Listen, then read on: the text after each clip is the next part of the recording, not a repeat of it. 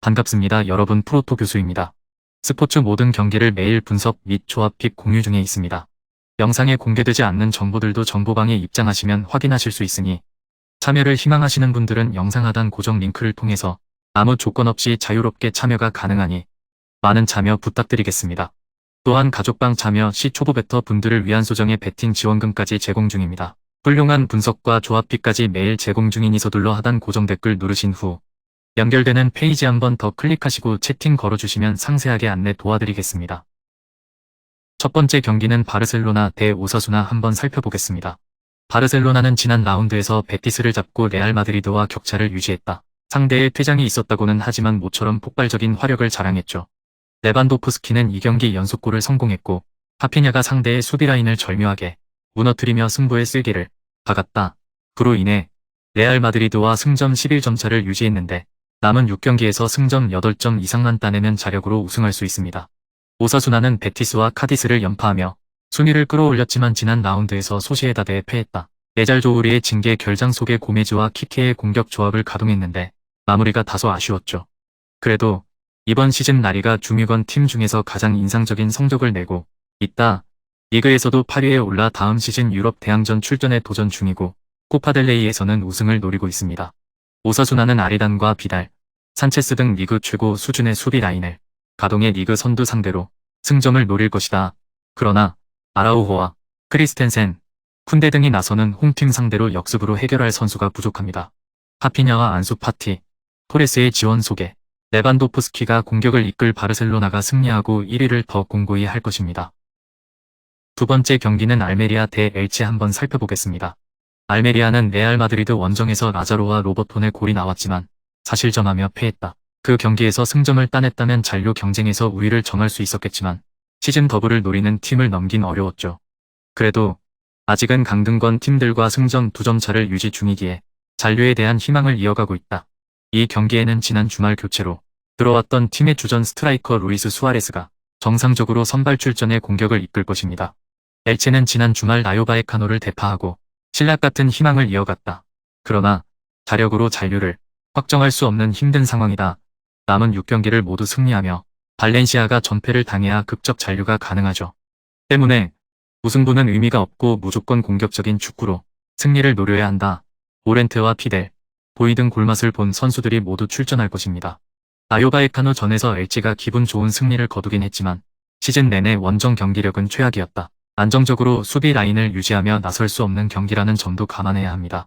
라자로와 엠바바가 공격적으로 나서 숫자가 부족할 원정팀 수비를 경기 내내 공략할 것이고 수아레스의 안정적인 마무리가 있을 알메리아가 승리할 것입니다.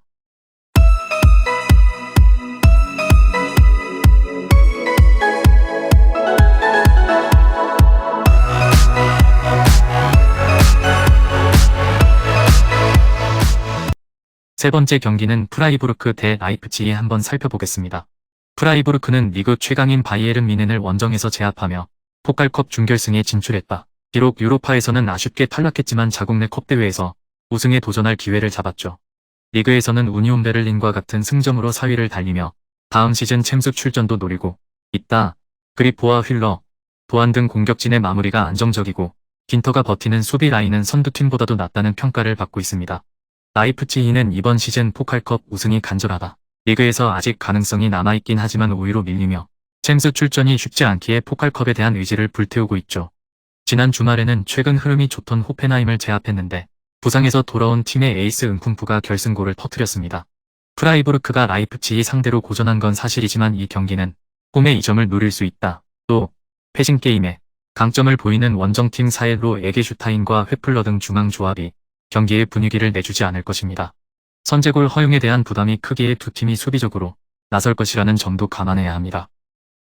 네 번째 경기는 아스날 대 첼시 한번 살펴보겠습니다. 아스날은 맨시티 원정에서 패하며 수개월간 지켜온 리그 선두 자리를 내줬다. 홀딩이 후반 막판 추격골을 터뜨렸지만 전반 데브라이너와 스톤스 등에게 연속골을 내줬기에 승점을 따낼 수 없었죠. 때문에 맨시티를 역전하기 위해 이 경기 승리가 간절하다. 하락세의 첼시를 만나 경기 내내 사카와 마티넬리, 랭케티아 등이 공격적으로 나서 골을 노릴 것입니다.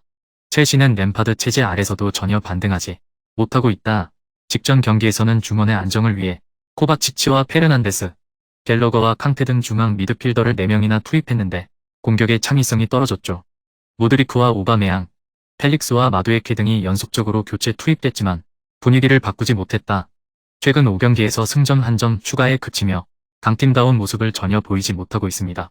첼시는 원정 연패를 비롯해 좀처럼 떨어진 분위기를 바꾸지 못하고 있다. 아스날도 최근 자카와 웨데가르트 등 중앙의 경기력 저하기 있긴 하지만 첼시 상대로는 충분히 우위를 점할 수 있습니다. 또 사카와 제수스, 트로사르가 빠른 발을 앞세워 첼시 수비를 경기 내내 공략할 것입니다.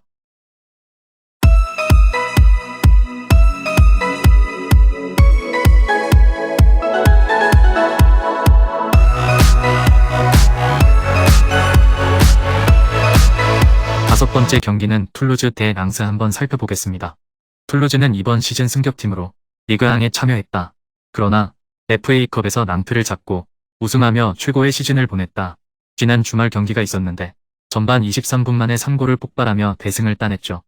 세트피스 상황에서 코스타가 멀티골을 기록했고 달린가의 안정적인 마무리도 인상적이었다. 이 경기에는 리그 3위 팀 상대로 지지 않는 데 집중할 것으로 보여집니다.